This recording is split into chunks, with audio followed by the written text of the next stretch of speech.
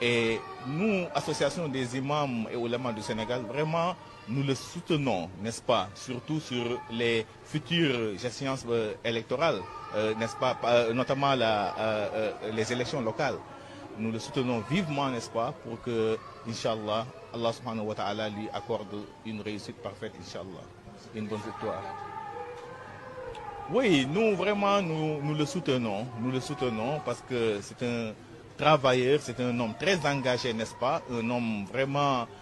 très calme, très discipliné, très disponible, comme je l'ai dit tantôt, qui a beaucoup servi l'État, n'est-ce pas, et qui a fait un travail remarquable à la tête, n'est-ce pas, du ministère de la Santé. Assalamu alaikum wa rahmatullahi wa barakatuhu. Imam Omar Diène maa ngi lay nuyu, Imam Babacar Ndiaye maa ngi lay nuyu, di nuyu waa Agnos yëpp, di nuyu tamit Imam Moustapha Guèye. maa ngi déglu léegi seen jotaay bi ngeen am ak président nag président Sénégal bi yëpp la am ngeen ci sañ-sañ jokkoo ak moom waxtaan ak moom ci mbir moo xam ne rawatina moo wax ni moo leen ci woo. waaye dégg naa fa kàddu yoo xam ni jaaxal na ma lool ndax yéen waa Agnos signé ngeen pétition bi pour demander criminalisation kon peut-être da ngeen a wax ni kon dañ leen a nax kon wala da ngeen a bokk ci ñi ñu nax ndax dégg naa baatu tuuma ngeen yëkkati ni tuuma dafa jóg dañoo tuumaal président. man de waxtaan wi yëpp déglu naa ko waaye gisuma fenn fu président yëkkatee ay firnde jox leen teg ko ci seen loxo te man de bi may ñëw di rencontré waa Agnos secrétaire général bi recevoir ma muy imam Omar Diène ma fekk fa mbooloo document laa yëkkati teg ci loxoom ay firnde li ñuy wax ñu lambatu ko te président moom xam na ni li ñuy wax lambatu ko yéen lañ nar a jël nag def leen ñayu xare yu ñuy xeexal islam loolu nag man maa ngi leen di déglu ndax dégg naa ci seen biir wax ngeen wax ni mbokk yi ko yëkkati yi da ngeen waxtaan ak ñun jotaay boobu rek laay xaar danañu jaral it ñu fay presse bépp ñu ñëw fekke ko ba xam yéen lan ngeen di teg suñuy loxo. ñun li ñu wax lu simple la am na détail yoo xam nag ñun duñ ci dugg ndax amuñu jot gi te it sunu dayoo ëpp na lool.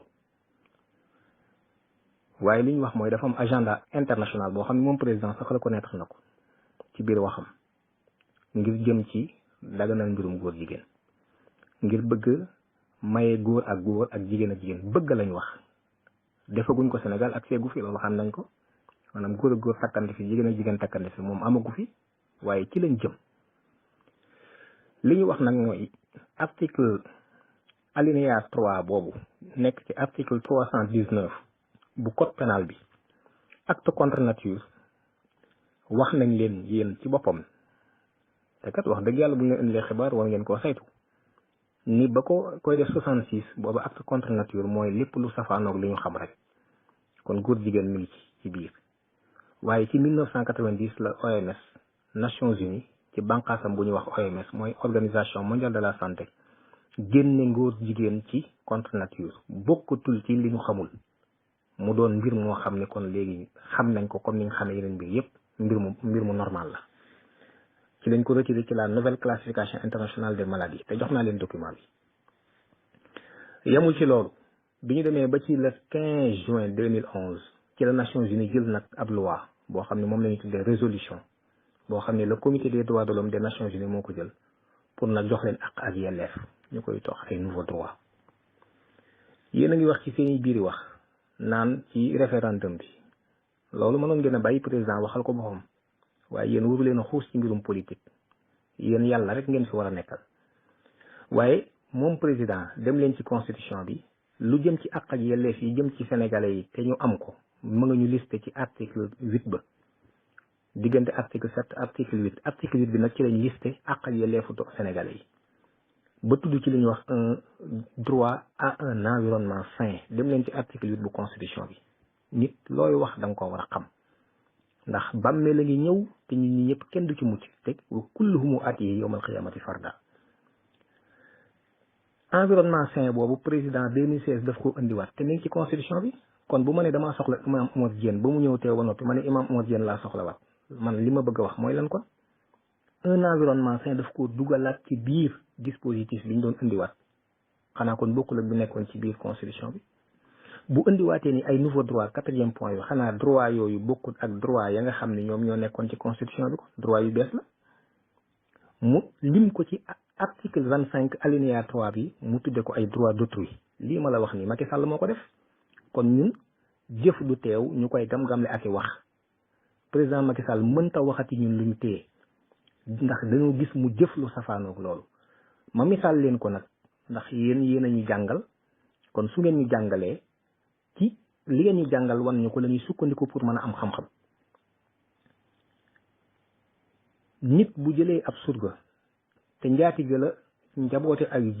jigéen wax surga ba ni ko sama jigéen ñi nag bul yegg ci ñoom sama kër gi dama fiy tere njaaloo ñu dem ba yàgg mu fekk leen ci biir néeg ba fekk ko ci benn doomam bu jigéen mu ni ko lan laa la njaatige li ko lan laa la waxoon naa la sama kër gi dama fiy tere njaaloo mu ni ko déedéet waaye jigéen ñi kenn du ci ëmb ñun li ñuy wax ak moom li ñuy wax bokkul moom moomul réew mi te it réew mi kenn tënku ko ci ak nekkam laata muy gane àdduna ak man mii laata may gane àdduna réew mi amoon na dañ fiy jóge incha allahu rabbi bàyyi réew mi muy dox kon réew mi kenn mënu koo tënk ci nekkum nit ak kàdduy nit réew mi ay loi moo ko tënk te moom kàddoom du loi ba la mu cay wax ñu ne koy téye naan wax na ci nangam déedéet li muy wax tamit bu fekkente ni lu wér la te nawloo na askan wi nawloo na kilifa yi diine yi nga xam ne si nañ ko di vrai ay kilifa ñooña kon kañ li ko askan wi sàkku na ko def lan moo fi indi fi nekk ni jaaxleen gi mu jaaxle mbaa du daa jël avance boo xam ne mënu cee dellu ginnaaw yow saw njaboot ni ñun dañoo bëgg loi bii te ba mu demee ca àll ba ñooñu ni ko dañoo bëgg loi pour criminaliser vol de bétail da koo daal di def amu ci woon ak jaaxle di woowu leen ci yéen ñi bi jigéen ñi jógee ni ko ñun dañoo bëgg loi pour criminaliser viol mais da koo def amu ci woon ak jaaxle léegi ñu ne leen criminaliser góor jigéen rek moom mu daal di jaaxle fi mu nekk nii ni dañoo bëgg a yee fitna wala dañoo bëgg politique ma ne bu mu jaxase wax ji yéen nag jàpp ma ni da ngeen nangoo doon ñayu xareem woo xam ni ci yéen lay jaar ngir ñu nasaxal l'islam daaneel raay bi l'islam maa ngi am kontante lool ci lenn nag ci lu ma dégg ci kàddu imam Moustapha Gueye mu wax ni lu yàlla bañ la kon képp ku gëm yàlla it da nga koy bañ man de jàpp naa ne loolu mooy li war a am ñun nag sunu dund kenn rek kay doon suñu kilifa muy yàlla moom dong lañu bàyyi xel yi tamit te xam na ni incha allahu rabbi léegi ñu dem ci biir bàmmeel kon réew mi ëpp na Senghor ëpp na Abdou Diouf ëpp na Abdoulaye Wade ëpp na Macky Sall te yéen am ngeen cër yoo xam ne yàlla leen ko jox Macky Sall joxu leen ko bari na ci yéen ñoo xam ni ba ñuy nekk imam booba mi ngi jàng kon nag jàpp naa ni suy wax ak yéen ci mbir nii d'abord du yéen la ci waroon a waxal ndax bu dee kilifay diine yi du yéen ay kilifay diine réew mi xam na fi sëñ Babacar Sy Mansour nekk te sëñ Babacar Sy Mansour interpellé na leen ci directement gàmmu 2019 tontu wuñ ko sëñ Mountakha bërki démb waxlu na ci kon bu bëggoon a wax ak moom day dem ci sëñ Mountakha ni ñu yéen waa ànd sàmm jikko yi nañ daje ci kanamu sëñ Mountakha wala nañ daje ci kanamu sëñ Babacar Sy Mansour wala nañ daje ci kanamu sëñ Mouhamadou Mahi Niass wala sëñ Cheikh Ahmed Tidiane Niass wala Cheikh al Bekay wala sëñ Mouniru Ndiégène wala sëñ Assane Seck bu Thiénaba wala xalif général des Layènes wala kenn ci xalifa yi nañ fa daje RTS ñëw presse nationale internationale ñëw mu toog ñu génne suñu document mu wan ñu ne ñun li ñuy wax dañ ko tuumaal dañ ko soxal waaye yéen lay jël moom am na ay service yoo xam ne ñoo ko nekkal mu leen di fay alal réew mi di leen fay am na ñu ko nekkal ci politique am ñu ko nekkal ci leneen ñooñu lan moo tax mënuñu ko defal plaidoyer kon li mu bëgg ci firnde ndax déglu nañu gis nag argument yi ñu génne na génne weddi ko te yóbbul ko kilifa diine yi waaye du ko def yéen la bëgg a jaare ci yéen néewal doole l'islam ji ngeen xam ni kon am ngeen ci responsabilité bu historique kaddu yi may wax nii tamit lu may publier lay doon su ma noppee nii danaa ko def ci vidéo publier ko ñëpp jot ci ndax waxuñu ci lu ñuy xuumtoo liñ ci def lépp yàlla rek lañ ci jiital moom lañ ci bàyyi xel kon danaa ko publier tamit incha allahu rabbi waaye ngeen jàpp daal ni man maa ngi teewlu fi mu ne dañoo nekk ci tournée waaye maa ngi teewlu suba bu ngeen ñi woowoon man damay dëppaat wëlbatiku ndax seen jotaay boobu yàkkamti naa ko lool ginnaaw yéen a war a leeralaat nit ñi ndax da ngeen a jàpp ni dañoo tuumal te dañuy manipuler nit ñi man maa ngi xaar ngeen woo ma pour wane manipulation bi fan la nekk ndax jàpp naa ne lu ngeen wax rek dëgg la war a doon jërë ngeen jëf wasalaam